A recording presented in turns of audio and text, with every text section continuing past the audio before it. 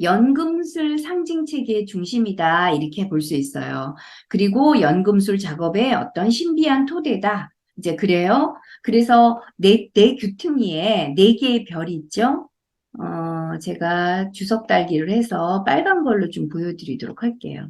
예, 여기에 네 귀퉁이에 이렇게 예, 빨간, 아니, 저기, 별이 있죠. 여기서 붉은 색깔, 노란 색깔, 이렇게 별로 표시가 됩니다. 그리고 정사각형의 사위성이라고 하고요.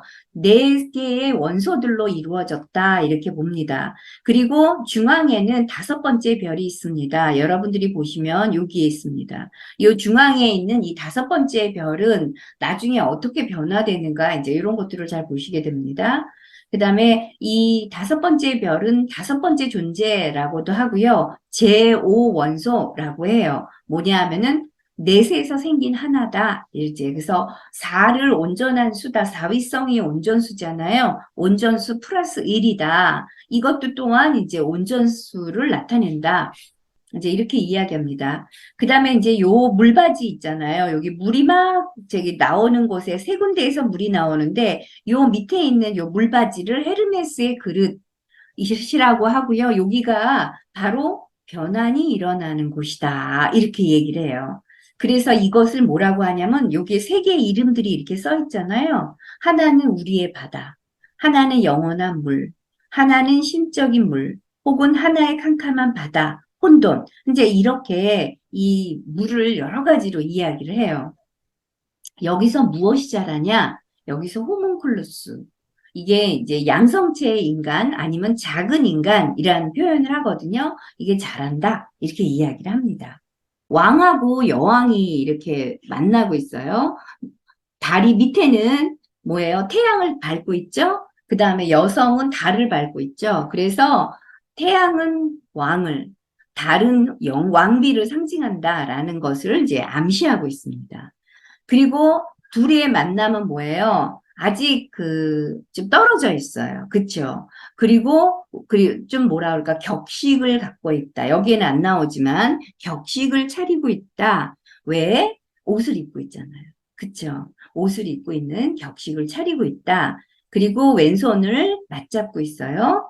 그 다음에 오른손은 그래서 왼손을 맞잡고 있는 건 무의식의 방향으로서의 불길한 곳, 어두운 무의식적인 측면이다라는 거예요. 그래서 왼쪽은 무언가 불리하고 서투르다.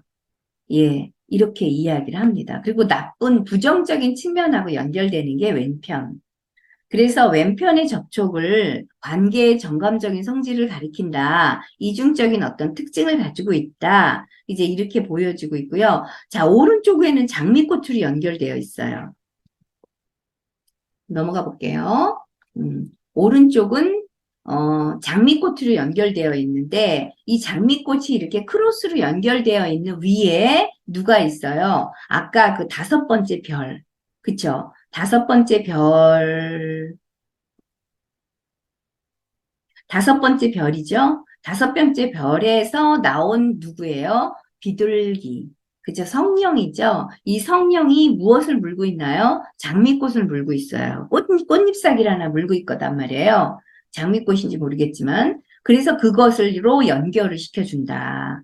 그래서 이제 이렇게 왼손으로 잡고 있는 것 둘, 그 다음에 오른손으로 이렇게 맞잡고 엇갈려서 이렇게 크로스하고 있는 거 그 위에 연결시켜 주는 것이 이 비둘기다. 그래서 이 비둘기는 성령이다. 이제 이런 이야기예요. 그래서 다섯은 비둘기가 그것을 가져다 준다는 점에서 넷보다 어때요? 우월하다. 이제 이런 이야기를 합니다. 그래서 세 개의 이름을 가진 메리우크리우스. 아까 현자의 그 메리쿠리우스의 샘에서 나오는 수도관에서 물이 세 개의 꼭지에서 나오는 거하고 똑같아요. 세 개의 이름을 가지고 있다. 세 개의 관을 가지고 있다. 그래, 그림 일과 나타내는 것과 똑같은 의미다. 예. 그리고 이제 여기에 쓰여져 있는 말이 있어요. 여러분들이 보시고 있는 그림 2라고 하는 224쪽에 있는 이 그림의 본문이 이렇게 쓰여져 있죠. 거기에 따르면은 이런 말이 써 있다는 거예요. 잘 명심하여라. 우리 연금술 작업의 기법에는 현자에 의해 숨겨진 것은 아무것도 없으나 예외가 있다면 이 연금술의 기법과 비밀이다. 그래서 연금술이요. 연금술서가 그렇게 아주 방대한 연금술서가 있었다 그래요. 그랬는데 왜 연금술서가 이제 남아있는 게 거의 없고 이렇게 현자의 장면이 그림하고 그다음에 새벽 별빛이라는 그런 연금술서가 있거든. 이 두 가지만 남고 나머지 굉장히 유명하다고 하는 연금술사들의 서적들은 하나도 없어요. 그것은 뭐냐 하면은 기법의 비밀 때문에 그럽니다.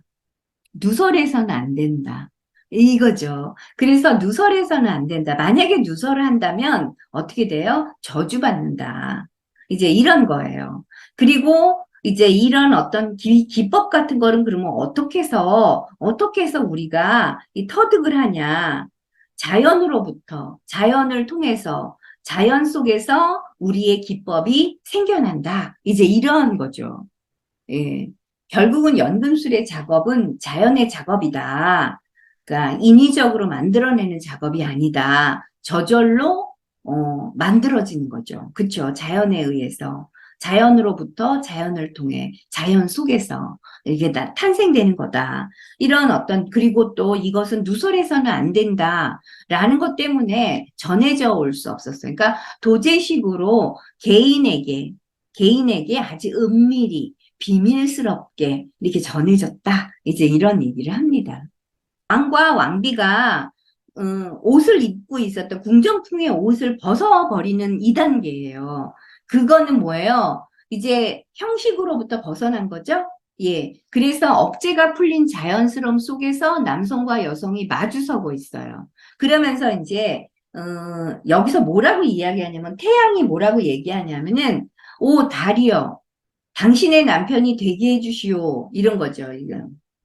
우리나라, 아니, 현대말로 얘기하면 프로포즈 하는 거죠. 그랬더니 달이 말해요. 오, 태양이요. 당신의 뜻을 따르리다. 이렇게 해요. 그런데 이제 누가 그들을 합쳐주는 거죠? 그래요. 여기 비둘기가, 그죠? 예, 비둘기가 합쳐주는 영이다. 이렇게 표현이 됩니다. 이게 굉장히 어떤 억제가 풀리는 자연스러움 속에서 만난다. 이제 합의를 이루게 된다. 이제 이것을 보여줍니다. 그래서 결국은 뭐냐면은 인습을 벗어버리고 의복이라는 인습적인 피복을 벗어던지고 뭐예요? 아무 거리낌 없이 진실과의 대결을 이제 만남이다. 진실과의 어떤 만남이다. 이제 이런 거를 보여줘. 진실과의 만남. 벌거벗은 진실이다. 이제 요 만남입니다. 그때는 영에서의 융합을 말하는 거다. 의복을 입은 것은 우리가 의식에서의 만남이라면 벗어 던지고 만남은 영의 만남이다. 이제 이런 걸로 보여줍니다. 우리가 전체성이라고 하는 거 있잖아요. 우리가 전체성이라는 것을 볼 때 여러분들 전체성을 완전한 것이라고 생각하는 경우가 있어요. 근데 완전한 게 아니다. 뭐예요? 원만해지는 것.